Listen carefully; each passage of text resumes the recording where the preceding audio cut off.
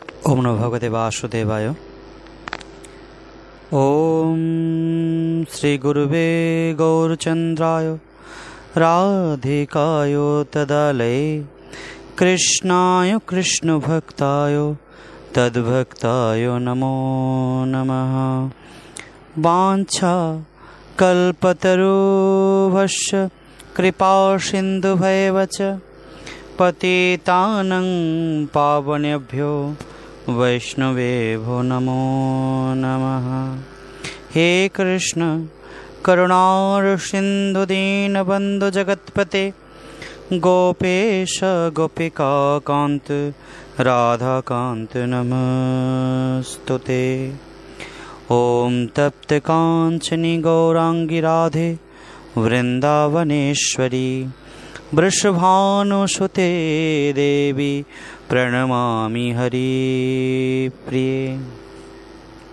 श्री कृष्ण चैतन्य प्रभु नित्यानंद श्री अद्वैत गदाधर शिवासादि गौर भक्तवृंद।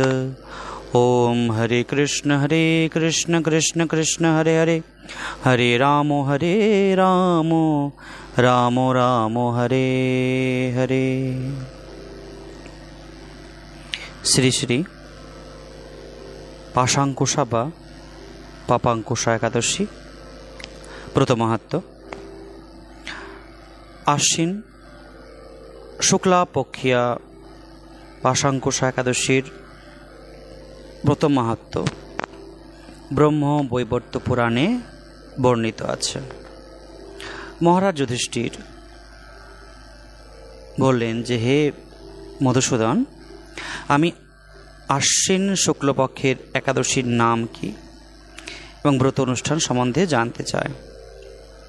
তার উত্তরে ভগবান কৃষ্ণ বললেন যে, হে রাজেন্দ্র, আশ্বিনের শুক্লপক্ষিয়া একাদশী পাশাঙ্কুশা নামে প্রসিদ্ধ।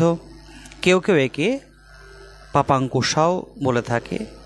এই একাদশীতে অভীষ্ট ফল লাভের জন্য মুক্তিদাতা পদ্মনাভের পূজা করবে। শ্রীহরির নাম সংকীর্তন দ্বারা পৃথিবীর সর্বতীর্থের ফল লাভ হয়। বদ্ধ জীব মোহবশত বহু পাপ কর্ম করেও ভগবান শ্রীহরির শরণাপন্ন হয়ে প্রণাম নিবেদনে নরক যন্ত্রণা থেকে রক্ষা পায়। এই একাদশীর মহিমা শোনার ফলে নিদারুণ যমদণ্ড থেকে মুক্তি লাভ হয়। শ্রীহরিবাসরে ব্রতের মতন ত্রিভুবনে পবিত্রকারী আর কোনো ব্রত নেই।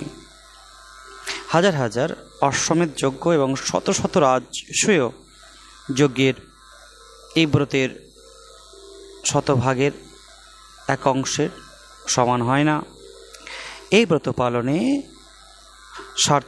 স্বর্গবাস, মুক্তি, দীর্ঘ আয়ু, আরোগ্য, সুপত্নী, বন্ধু প্রভৃতি অনায়াসে লাভ হয়ে যায়।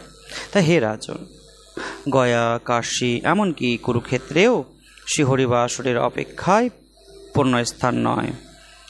তাই হে ভূপাল, একাদশীর উপবাস ব্রত করে রাত্রি জাগরণ করলে অনায়াসে বিষ্ণু লোক প্রাপ্তি হয়।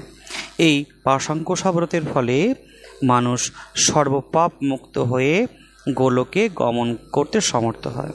এই পবিত্র দিনে যিনি স্বর্ণ, তেল, গাভী, অন্ন, বস্ত্র, জল, ছত্র, পাদুকা দান করে তাকে আর জমালয়ে যেতে হয় না। যারা এ সকল পুণ্যকার্য করে না তাদের জীবন কামাশালার হাপড়ের মতন বিফল। নিষ্ঠার সাথে এই ব্রত পালনে উচ্চকুলে এবং নিরোগ ও দীর্ঘ আয়ু শরীর লাভ হয়। অত্যন্ত পাপাচারীও যদি এই ব্রত অনুষ্ঠান করে তবে সে রৌরব নামক মহাযন্ত্রণা থেকে মুক্ত লাভ হয়ে বৈকুণ্ঠে সুখ লাভ করে। কৃষ্ণ ভক্তি লাভই এই একাদশীর ব্রতের মুখ্য ফল।